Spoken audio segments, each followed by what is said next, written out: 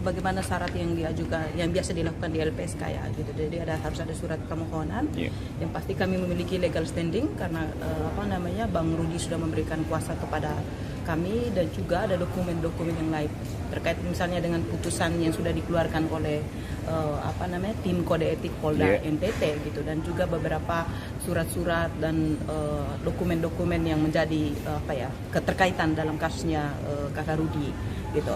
Kenapa sampai kami membuatkan pengaduan ke LPSK itu karena Kakak Rudi dan keluarga sebenarnya sudah merasa terancam dengan segala tindakan ataupun tindakan baik dalam bentuk ancaman, intimidasi, dan juga ada drone yang beredar di sekitaran rumah gitu. Terus habis itu ada ambil foto secara sembunyi-sembunyi. Terus habis itu ada pencegatan terhadap mobil dari istrinya Kakak Rudi juga gitu. Terus habis itu ada anak-anak juga yang merasakan ketakutan karena mereka datang ke rumah gitu kan, di rumah terus ada anak-anak, dan kami sangat membutuhkan namanya perlindungan dari lembaga perlindungan saksi dan korban dalam hal ini gitu. Bagaimana LPSK memiliki kewajiban sebagaimana dimandatkan dalam Undang-Undang Perlindungan Saksi dan Korban, LPSK memiliki kewajiban untuk memberikan perlindungan, mengalami ketakutan dan juga merasakan rasa malu ya karena dilihat oleh teman-temannya terkait dengan situasi dan kondisi pada saat kepolisian datang ke rumahnya klien kami,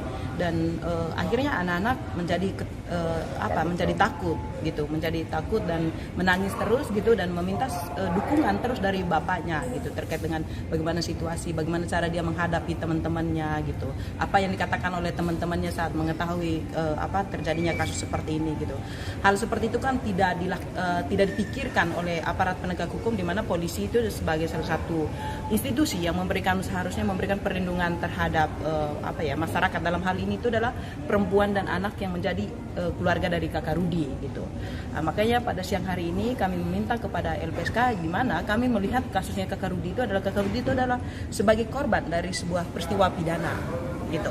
Kakak Rudi berusaha mencoba mengungkapkan terkait dengan adanya suatu peristiwa pidana yang terjadi gitu, tetapi karena pengungkapan kasus itu akhirnya Kakak Rudi diproses gitu dan ditempatkan sebagai pelaku saat ini Kakak Rudi ya, dalam beberapa pemberitaan di media ataupun statement yang disampaikan oleh kepolisian Polda NTT gitu. Oke.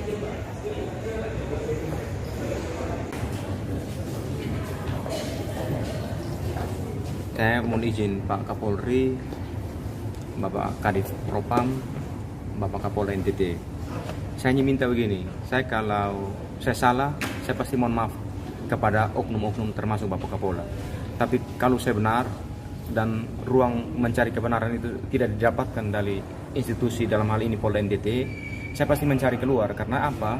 Karena saya sudah mencoba sebagai anak, sebagai anggota, saya sudah WA Pak Kapolda, saya sudah WA Pak Wakapolda, saya sudah WA Kabid Propam, saya menjelaskan fakta-fakta lapangan, tetapi itu tidak digubris,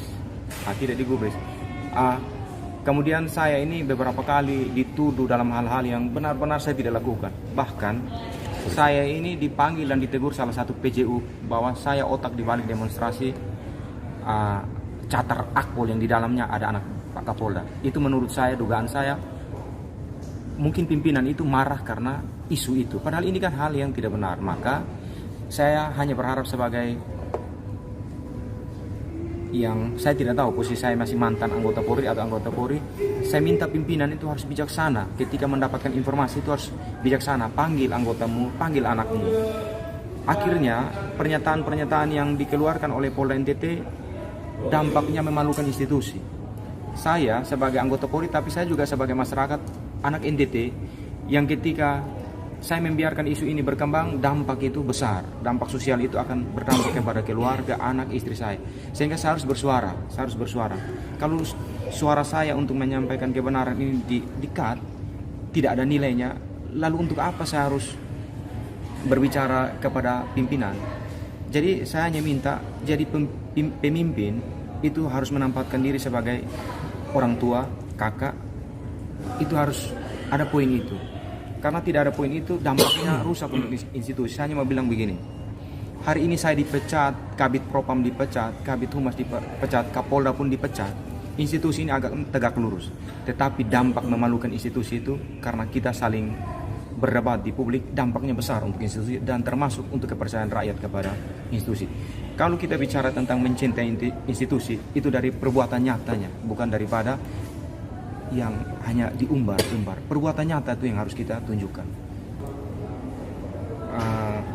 Pak Dirkrimsus, kita bukan orang yang sempurna. Pasti kita punya salah dan punya kekurangan.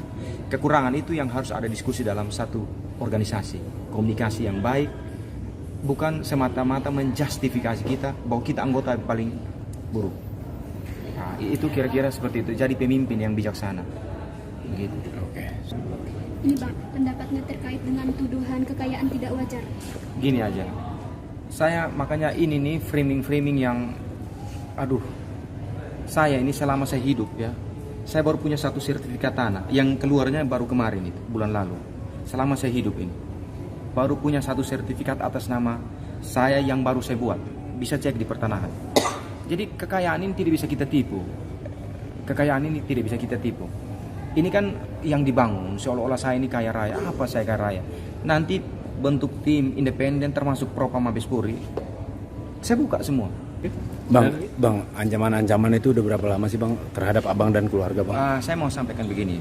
Ya mungkin saya pernyataan ini sangat mengkritis.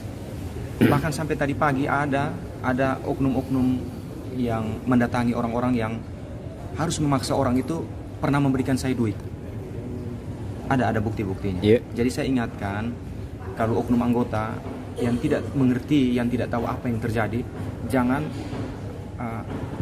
dengan cara-cara yang tidak benar mengambil data-data yang dapat merugikan Anda sendiri.